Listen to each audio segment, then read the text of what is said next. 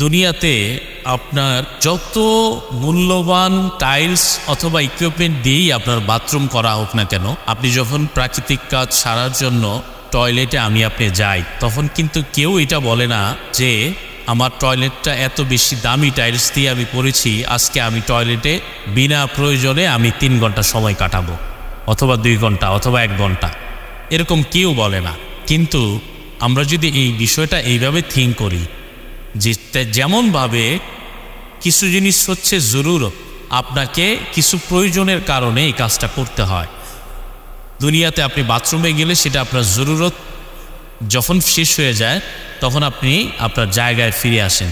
At the same time আপনাকে এই দুনিয়াটাও কেউ মনে করতে হবে এটা জরুরত পূরণের একটা সামান্য একটা জায়গা মাত্র। আপনার এই দুনিয়ার জিন্দিগি কোরআন এবং হাদিস অনুযায়ী আপনার এই দুনিয়াদার জিন্দিগিটা হচ্ছে একেবারে খুব নগণ্য একটা গান্দা একটা জিনিস, যেই জিনিসটা আপনাকে প্রয়োজনের খাতিরে যতটুকু ইউজ করা লাগে, আপনাকে মেইন পাঠানো হয়েছে ইবাদতের জন্য।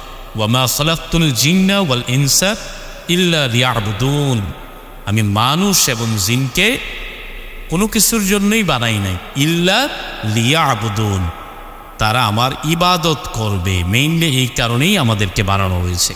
এখন আমরা যদি ইবাদত আমাদের মেইন পার্ট, সেটাকে বাদ দিয়ে আমরা আমাদের আনুষঙ্গিক জরুরতের কাজ যেগুলা, সেটাকে নিয়ে যদি আমি সারা রাত পড়ে থাকি, সারা দিন পড়ে থাকি, এজ লাইক কেউ যদি বাথরুমে গিয়ে 24 ঘন্টা পড়ে থাকে আর কেউ যদি দুনিয়া নিয়ে 24 ঘন্টা পড়ে থাকে, দুইটার উদাহরণ আসলে একই। আল্লাহ তাআলা আমাদেরকে বুঝার তৌফিক দান করুন। আমিন। 2 মিনিট এর চেয়ে তো শর্ট করতে পারেন।